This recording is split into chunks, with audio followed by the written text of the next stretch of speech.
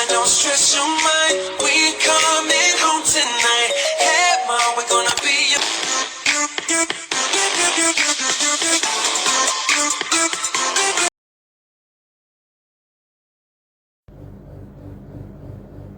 Assalamualaikum warahmatullahi wabarakatuh. Perkenalkan, nama saya Aniza Depira Miranda, NIM 19110047, Prodi S1 Farmasi semester 2A.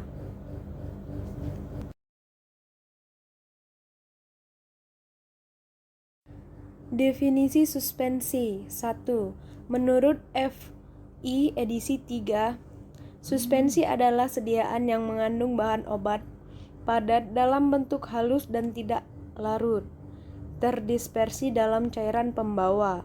2. Suspensi oral adalah sediaan cair yang mengandung partikel padat dalam bentuk halus yang didispersi dalam fase cair dengan bahan pengaroma yang sesuai yang ditunjukkan untuk penggunaan oral. 3. Suspensi topikal adalah sediaan cair yang mengandung partikel padat dalam bentuk halus yang terdispersi dalam pembawa cair yang ditunjukkan untuk penggunaan pada kulit.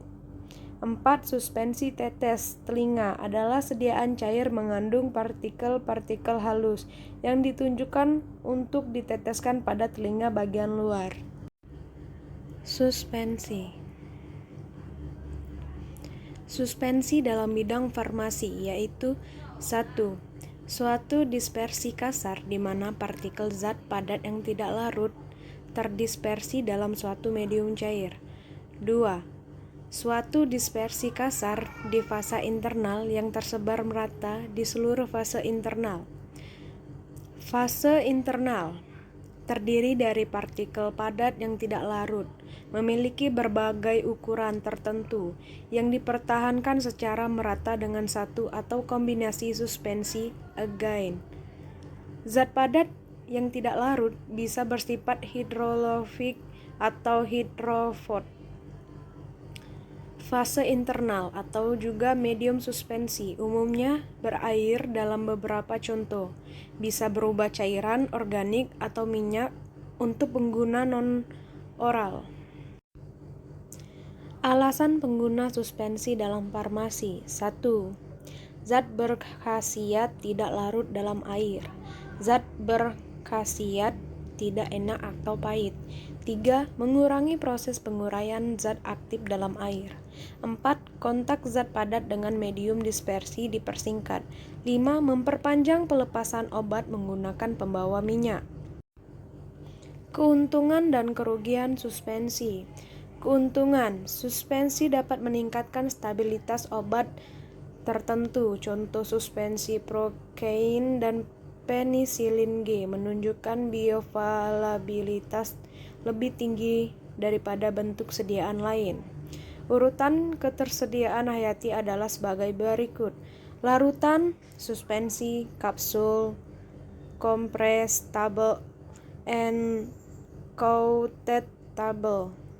2. Durasi dan onset of action dapat dikendalikan. Contohnya suspensi protamin, seng insulin. 3. Suspensi dapat menutupi rasa tidak menyenangkan atau pahit dari obat. Contoh chloramphenicol. Dan kerugian suspensi adalah 1. Suspensi fisik. Sedimentasi dan pemadatan dapat menimbulkan masalah. 2. Memerlukan perawatan yang cukup besar selama penanganan transportasi. 3. Sulit untuk memformulasinya. 4. Keseragaman dan ketepatan dosis tidak dapat dicapai kecuali suspensi dikemas dalam bentuk sediaan tunggal.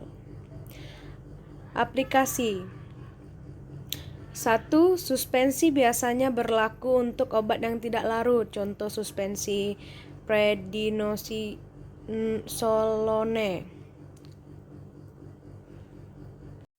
Aplikasi. 1. Suspensi biasanya berlaku untuk obat yang tidak larut. Contoh suspensi prednisolon. 2.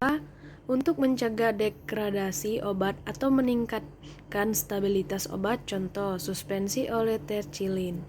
3. Untuk menutupi rasa pahit atau obat yang tidak menyenangkan atau pengguna oral, contoh suspensi chloramphenicol atau palmitate. 4. Suspensi obat dapat dibuat untuk pengguna topikal, contoh caladin, parenteral, dan subkutan untuk mengendalikan laju penyerapan obat, dan sediaan optalmid. 5. Vaksin sebagai bahan imunisasi sering dibuat sebagai suspensi, contoh vaksin kolera. 6. Bahan kontraks X-ray juga dibuat sebagai suspensi, contoh barium sulfat untuk memeriksa saluran pencernaan. Ini dia adalah contoh sediaan suspensi.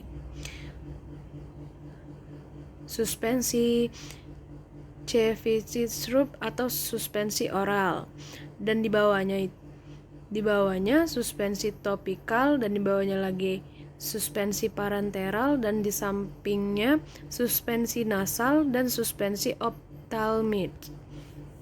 Suspensi yang diinginkan. 1. Suspensi partikel. Tidak boleh cepat mengendap dan sedimen yang dihasilkan harus mudah disuspensikan kembali dengan pengocokan sedang. 2. Tidak terlalu kentang. Suspensi yang diinginkan. 1. Partikel suspensi tidak boleh cepat mengendap dan sedimen yang dihasilkan harus mudah disuspensikan kembali dengan pengocokan sedang. 2. Tidak terlalu kental untuk dituang dengan mudah dari botolnya atau untuk mengalirkan melewati jarum injeksi. 3. Produk harus cukup air hingga dapat tersebar dengan mudah ke seluruh daerah yang sedang diobati, tetapi tidak boleh terlalu mudah bergerak hingga gampang hilang dari permukaan di mana obat digunakan. 4. Cairan harus dapat dikering dengan cepat dan membentuk suatu lapisan pelindung yang elastis hingga tidak mudah terhapus.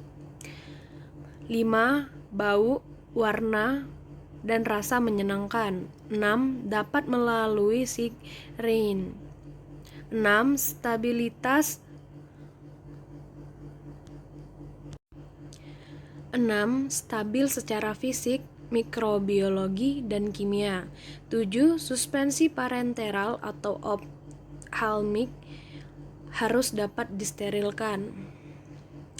Jadi, ada 3 hal yang harus diperhatikan berkaitan dengan sediaan suspensi. 1. Menjamin partikel terdispersi dalam pembawa. 2. Mengurangi pengendapan partikel terdispersi. 3. Mencegah pembentuk cake ketika terbentuk endapan. Berdasarkan kelas umum. Suspensi oral, suspensi pengguna luar, dan suspensi parenteral. Dan berdasarkan proporsi partikel padat, yaitu suspensi encer 2:10% B atau V padat. 2. Suspensi kental 50% B atau V padat. Dan berdasarkan sifat elektrokinetik dan partikel padat adalah suspensi tervolukulasi dan suspensi terdeflukasi. Dan berdasarkan ukuran partikel padat yaitu suspensi koloid lebih dari 1 mikron dan 2 suspensi kasar kurang dari 1 mikron. Dan nano suspensi 10 flokulasi dan deflokulasi. 1. Potensial zeta adalah perbedaan potensi antara permukaan lapisan ion-ion yang berkaitan kuat pada permukaan zat padat dan bagian elektroneutral dari larutan. 2. Jika potensial zeta relatif tinggi 25 mF atau lebih, gaya tolak-menolak atau dua partikel melebihi gaya tarik-menarik atau gaya London. Oleh karena itu, partikel-partikel terdispersi dan disebut terdeflukasi. 3. Penambahan secara khusus ion yang diadopsi yang muatannya berlawanan dengan muatan partikel menyebabkan penurunan potensial zeta pada sejumlah konsentrasi yang ditambahkan. Gaya elektris tolak-menolak menurun sehingga gaya tarik-menarik lebih kuat. Dalam keadaan ini, partikel mendekat satu sama lain dan membentuk agregat longgar yang disebut Vogue. Sistem seperti ini disebut tervolukasi. Suraktan. Suraktan adalah suraktan ionik dan non-ionik dapat digunakan untuk menghasilkan suspensi tervolukasi. 1. Konsentrasi optimum diperlukan. Senyawa ini juga bertindak sebagai bahan pembasa. 2. Konsentrasi optimum surfaktan menurunkan energi bebas permukaan dengan mengurangi tegangan permukaan antara cairan medium dan partikel padat. Hal ini cenderung untuk membentuk aglomerat yang berdekatan. Partikel yang dimiliki energi bebas permukaan yang rendah saling tarik-menarik oleh gaya van der Waals dan membentuk aglomerat longgar. Polimer. Polimer memiliki rantai panjang dalam strukturnya. Polimer membentuk jembatan atau brigade antara partikel-partikel sehingga menjadi volkulasi. Contoh volkulasi suspensi sulfamerazin oleh polimer kationik. A. Konsentrasi polimer rendah suspensi devolukasi. B. Volukasi oleh Baring. C. Volukasi dengan konsentrasi polimer. Nah, ini adalah contoh konsentrasi polimer rendah suspensi devolukasi. Nah, dan ini adalah yang B, ini adalah contoh volkulasi oleh Baring. Nah, yang ini yang ketiga adalah contoh devolukasi dengan konsentrasi polimer tinggi. Nah, ini adalah gambar volukasi sedimentasi volume. Nah, volkulasi dalam pembawa berstruktur. Suspensi yang paling ideal. Harus berhati-hati tidak ada ketidakcocokan antara bahan pemvolukasi dan polimer yang digunakan sebagai bahan berstruktur. Partikel adalah plus dan pemvolukasi adalah min dan pembawa struktur adalah min. Ini adalah compatible dan ini adalah incompatible dan ini koagulasi.